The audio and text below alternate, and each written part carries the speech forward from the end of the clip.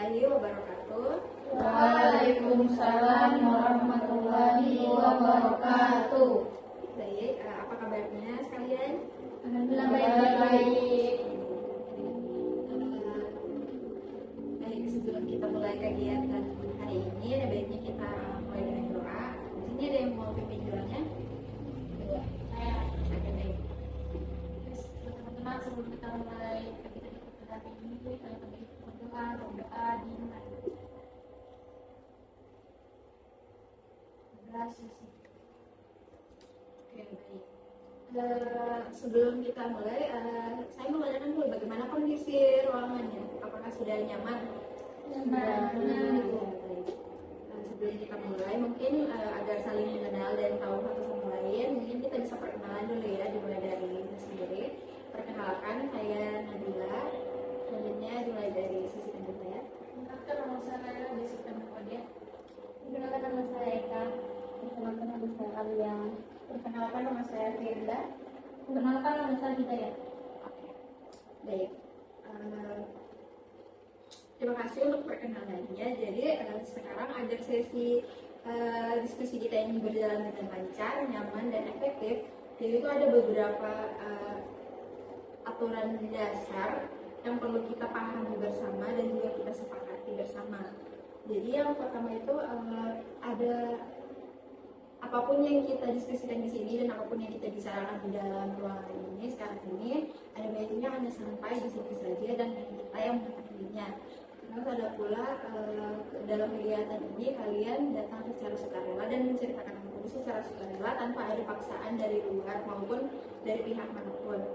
Lalu dalam proses berbagi cerita maupun solusi, saran dan lain-lain itu tentunya kita harus tetap menjaga norma dan etika kita ketika kita sedang berbicara, seperti bergantian. Ya, contohnya itu kalau misalnya nanti Laila nanti berbicara, mungkin kasih selesai dulu Laila berbicara, baru nanti teman-temannya boleh ikut berbicara. Oke. Baru habis itu juga berbicaranya itu juga ada aturannya ya, mungkin bisa angkat tangan atau setelah dipersilahkan. Bisa dipahami atau dimengerti? Bisa. Ya, baik. Nah, sebelum kita mulai, saya mau tanya, di sini sudah ada yang pernah ikut konseling kelompok sebelumnya? Belum. Oke. Kalau dari konseling kelompok itu sendiri, ada yang tahu tidak apa itu konseling kelompok? Membicarakan masalah. Oke, betul. Ada lagi? Oke. Jadi secara sederhananya itu, konseling kelompok itu merupakan salah satu jenis layanan yang ada di dalam lingkungan konseling, yaitu proses interaksi antar anggota kelompok dan juga pemimpin kelompok, yaitu saya sendiri sebagai konselor di sini, dalam pemberian bantuan yang dilakukan oleh seorang konselor seperti yang saya jelaskan tadi. Nah, gitu. Jadi topik yang akan kita bahas hari ini yaitu mengelola waktu dan menentukan prioritas belajar. Bisa dipahami? Bisa. Ya. Boleh saya tanya, saya ulang lagi, apa itu konseling kelompok? Mungkin dari Jadi konseling kelompok itu menyelesaikan masalah secara berkelompok. ya, betul. Oke, sebelum kita mulai kegiatan ini, mungkin kita bisa ice breaking dulu biar semangat, biar nanti tidak berat menceritakan masalah. Bisa? Bisa. Oke, jadi nama ice breakingnya itu 3 kata, yaitu sakit, sikut, sikat. Jadi kalau saya bilang sakit, nanti kalian pegang perut. Kalau saya bilang sikut, kalian pegang sikutnya kalian. Kalau saya bilang sikat, kalian sikat.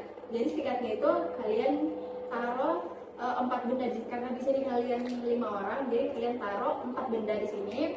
Nanti sikatnya itu kalian rampas bendanya. Siapa yang tidak dapat, dia yang kalah.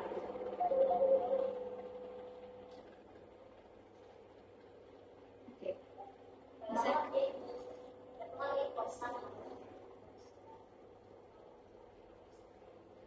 Santai apa nanti dikat.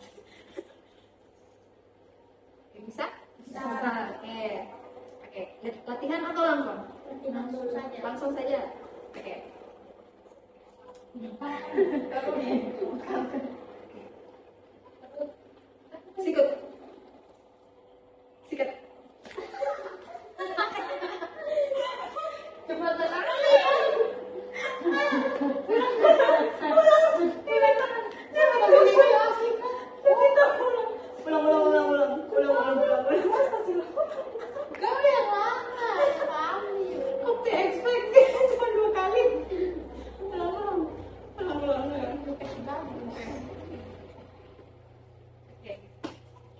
Oke, baik. Bisa kita mulai ya speakingnya? Bisa. Ya.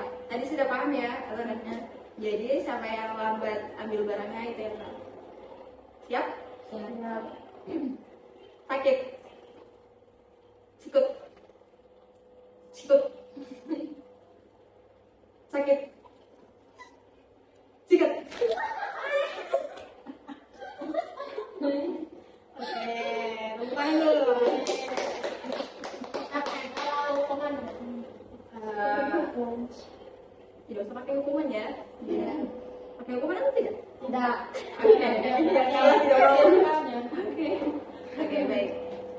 Sudah bagaimana? Sudah merasa lebih relax? Ya. Oke, baik.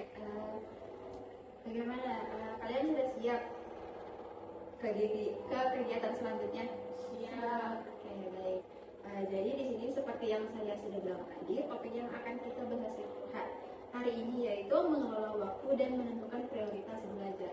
Karena yang kita bahas di sini mengenai belajar, dari kalian sini ada masalah tidak dalam proses belajar atau dalam bidang belajar saat ini? Mungkin dimulai dari ujung sana. Mungkin apa ya, masalah belajar itu metode belajar yang apa, yang monoton terus, dan jadi kayak bosan terus, kayak kehilangan minat gitu. Saya bisa sulit konsentrasi dalam belajar. Terus saya itu malas belajar karena saya kurang meditasi. Kalau saya kesulitan belajar itu karena saya sulit untuk mengatur waktu. Kadang saya mengerjakan waktu dekat-dekat deadline, sehingga saya rasa tugasnya itu kurang maksimal. Boleh diulang lagi? Saya kesulitan untuk mengerjakan tugas di awal-awal saat tugas itu diberikan. Saya biasanya mengerjakan tugas setelah deadline dekat. Misalnya hanya 1 hari baru saya kerjakan.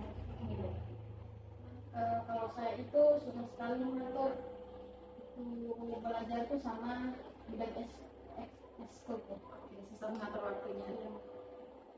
Oke, kalau dari kalian yang dengar tadi sesama masalah yang sudah diutarakan tadi, menurut dari kalian sendiri masalahnya siapa yang urgent yang butuh kita selesaikan?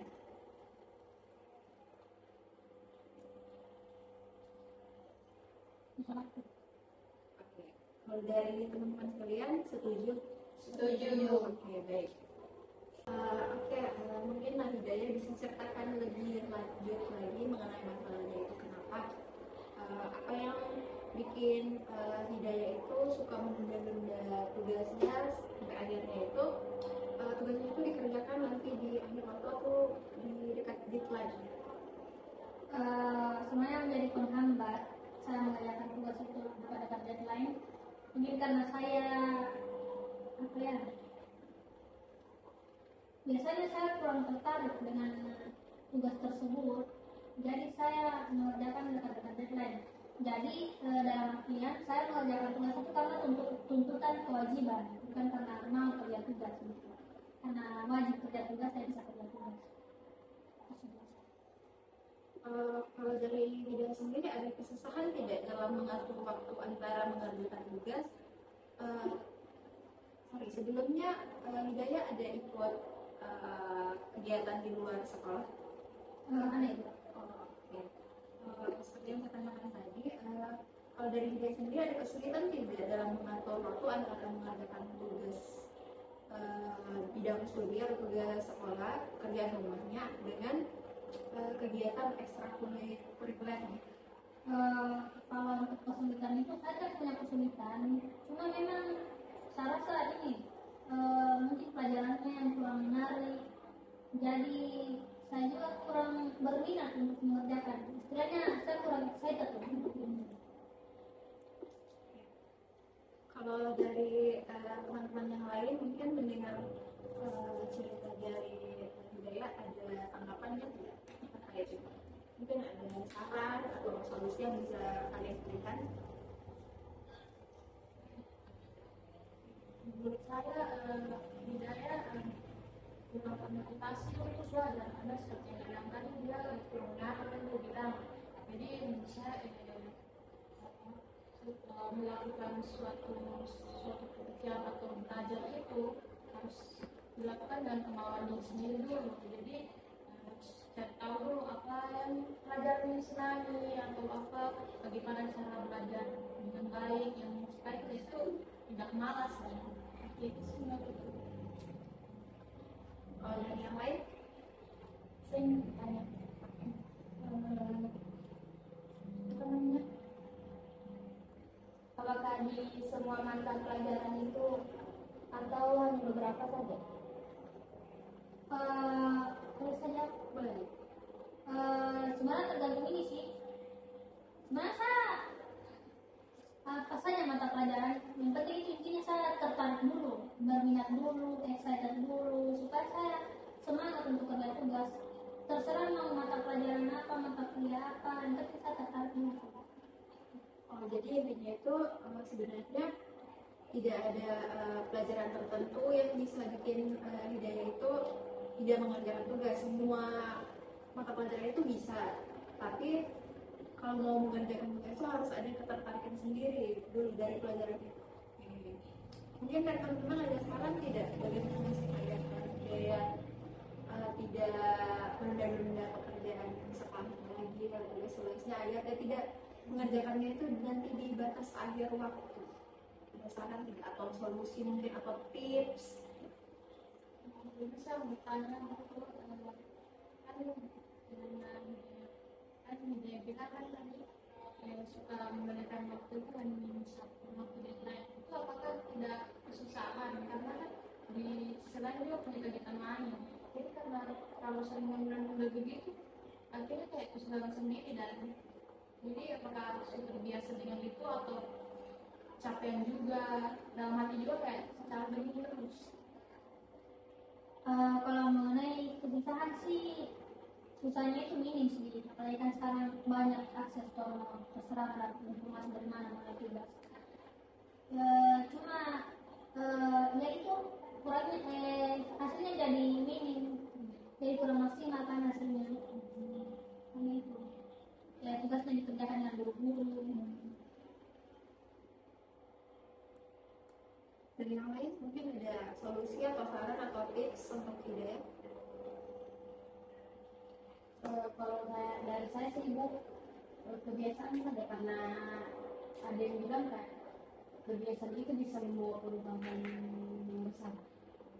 Oh, kebiasaan kecil Bisa membawa perubahan. Baik, kalau dari saya sendiri itu mungkin Hidayah itu ada sedikit gangguan mungkin dari lingkungannya juga. Jadi kalau dari saya sendiri tipsnya itu atau sarannya itu mungkin dengan menciptakan lingkungan yang bebas gangguan terutama agar tidak terdistraksi atau terdistract. Tahu kan distract? Misalnya kalau kita sementara kerja tugas terus HP di samping, lihat notif atau dengar bunyi notif sedikit, pegang HP lagi, terus tugasnya diabaikan sudah kayak begitu. Jadi misalnya kayak bisa kita, kalau di HP itu ada namanya mode senyap biasanya, itu bisa dimatikan notifikasinya. Jadi yang pertama itu menciptakan lingkungan bebas gangguan. Nah terus yang kedua itu ada salah satu teknik yang saya ketahui, yaitu namanya teknik Pomodoro, yaitu mengatur waktu fokus selama 25 menit belajar. Jadi waktu belajarnya itu di timer selama 25 menit, terus nanti waktu istirahatnya juga belajar 25 menit, terus istirahatnya 15 menit sampai 30 menit, terus diulang lagi gitu. Nah, terus selama melakukan kamu belajar ini, seperti yang saya bilang tadi, menciptakan lingkungan yang bebas gangguan dengan menyingkirkan salah satunya pengaruh besar itu HP, handphone. Nah, terus menggunakan mode fokus, terus matikan notif yang saya bilang tadi, agar tidak matikan notif yang tidak perlu saja, kayak mungkin grup grup yang tidak perlu, kecuali tadi grup belajar, mungkin grup kelas itu kan informasi, jadi tidak mungkin ya kita matikan notifikasinya. Terus juga pastikan sekelilingnya Hidayah itu mungkin nyaman dan aman. Kalau dari teman-teman sekalian mungkin ada saran lagi? Saran dari saya sih mungkin Hidayah harus semangat sih, karena dia juga malas kan, harus dimotivasi dulu. Karena lingkungan juga penting yang bikin dikatakan bukan sedikit masalah. Harus mencari teman yang bisa, teman yang mau sama-sama belajar, bisa kita berkegiatan belajar. Jadi kita termotivasi juga untuk sama belajar. Jadi kebiasaan buruk tadi yang tidak malas mengerjakan tugas, lalu tidak dekat deadline yang mau dikerjakan, jadi sudah kebiasaan buruk lagi. Jadi biasakanlah hal baik. Kebiasaan itu bakal lain. Saya. Kalau dari saya lagi itu mungkin dengan salah satunya itu dengan menumbuhkan rasa penasaran sama pelajaran tersebut. Misalnya kalau pelajaran sejarah, umumnya kan siswa-siswa itu bosan sama pelajaran sejarah karena biasanya gurunya banyak bercerita sejarah dulu, kenapa ini, kenapa itu. Nah, yang jadi siswa itu lebih bosan, terus berpikirnya monoton gaya ajarnya guru. Jadi mungkin kalau dari saya itu tipsnya kita menumbuhkan rasa penasaran sama pelajaran tersebut, kenapa bisa ini, gitu. Jadi kalau sudah ada rasa penasaran sama mata pelajaran tersebut, akhirnya itu apa? Jadi kita bisa fokus ya, jadi kayak ada rasa ketertarikan sendiri kan, karena kan tadi Hidayah kurang tertarik karena harus ada yang menarik dulu kan. Jadi kalau dari saya itu tadi, itu menumbuhkan rasa penasaran sama mata pelajaran itu sendiri. Masih ada lagi saran atau tips dari teman-teman sekalian Hidayah? Oke, jadi mungkin kita bisa simpulkan kalau Hidayah ini dia itu masalahnya atau problemnya itu dia suka menunda-nunda mengerjakan tugas sekolahnya. Terus dia mengerjakan tugasnya itu di akhir batas waktu atau nanti dekat deadline. Jadi mungkin dia bisa melakukan saran-saran atau tips-tips yang diberikan oleh teman-teman tadi itu berupa menciptakan lingkungan belajar yang bebas gangguan, menggunakan teknik Pomodoro tadi, yaitu belajar 20 menit, istirahat 15 sampai 30 menit, lalu mengulangnya lagi. Terus juga seperti yang dikatakan oleh teman tadi itu dengan mencari teman yang bisa mengajak untuk lebih rajin mengerjakan tugas. Kalau dari teman-teman sekalian atau dari Hidayah, apa yang bisa Hidayah simpulkan dari kegiatan ini? Baik, mengenai masalah ini saya rasa tips dan trik dari teman-teman cukup menarik dan mungkin dan pasti saya akan coba untuk melihat perubahan dari diri saya sendiri. Mungkin sama, tapi harus termotivasi dulu karena kalau bukan kemauannya kita sendiri tidak akan berubah.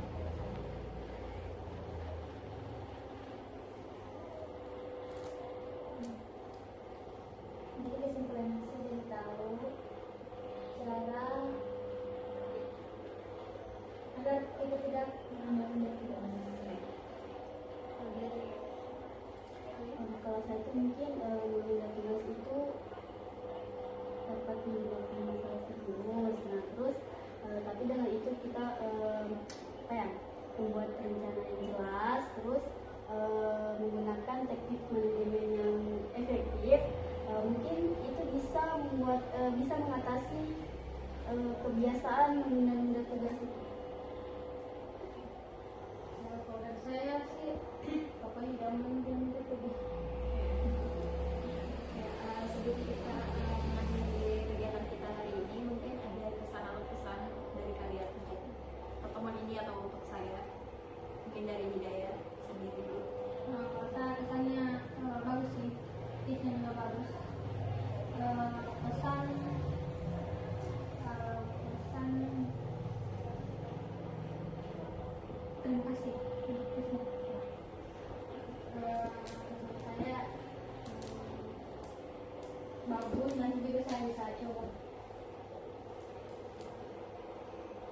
bagus, sangat bagus.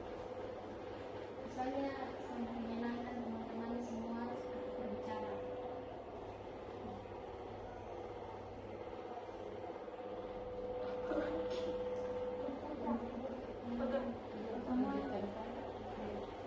Oke, sebelum kita benar-benar mengakhiri kegiatan ini, mungkin kita bisa mengatur waktu untuk pertemuan selanjutnya. Mungkin bisa disepakati di hari apa? Hari yang sama. Di hari yang sama. Iya. Oke, baik. Baik, terima kasih atas partisipasi dari kalian semua sudah mendengarkan satu sama lain secara aktif, berbicara secara aktif. Sebelum saya akhiri, mungkin kita bisa tutup dengan doa. Ada yang bisa pimpin doanya? Baik, silakan. Teman-teman, sebelum kita akhiri pertemuan ini, dari ini kita berdoa terlebih dahulu kepada Allah.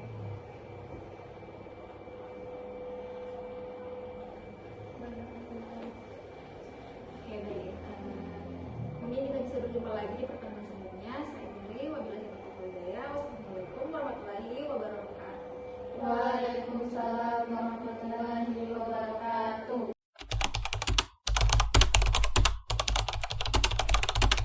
Assalamualaikum warahmatullahi wabarakatuh. Waalaikumsalam warahmatullahi wabarakatuh. Bagaimana kabarnya kali ini? Alhamdulillah baik. Oke, baik. Sebelum kita mulai kegiatan kita kali ini, mungkin kita bisa mulai dengan doa dulu. Ada yang mau pimpin doanya atau saya? Oke, baik. Baik, teman sekalian, sebelum kita mulai kegiatan kita kali ini, ada baiknya kita mulai dengan doa, berdoa dulu. Berdoa santai. Oke, baik. Di pertemuan sebelumnya kita sudah saling perkenalan ya. Oke, di pertemuan sebelumnya kan kita sudah membahas apa itu konseling kelompok. Jadi di sini ada yang ingat tidak apa itu konseling kelompok, apa arti dari konseling kelompok? Ada yang bisa jelaskan? Oke, baik. Oke, jadi konseling kelompok itu adalah suatu proses bantuan yang dilakukan oleh seorang konselor pada sebuah individu atau konseli yang memiliki permasalahan atau kebutuhan yang relatif. Oke, baik. Jadi konseling kelompok itu merupakan layanan dalam bimbingan konseling berupa proses bantuan kepada anggota kelompok atau konselingnya yang dilakukan oleh pemimpin kelompoknya yaitu konselor. Oke, di pertemuan sebelumnya kan kita membahas masalah dari teman kita Hidayah, yaitu masalahnya itu dia sering menunda-nunda tugas, menunda mengerjakan tugas. Jadi dia itu sering mengerjakan tugas di dekat-dekat batas akhir waktu atau nanti dekat-dekat deadline. Jadi dari saran-saran, tips atau solusi yang sudah diberikan oleh teman-temannya di pertemuan sebelumnya itu,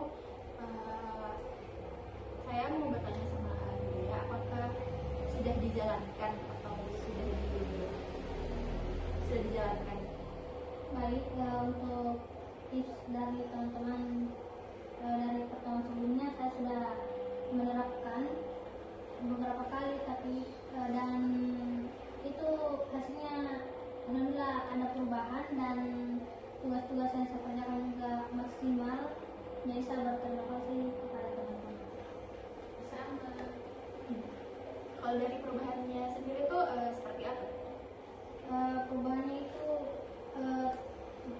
selain dari saya mengerjakan tugas, pengetahuannya juga bertambah, tidak hanya mengerjakan asal-asalan.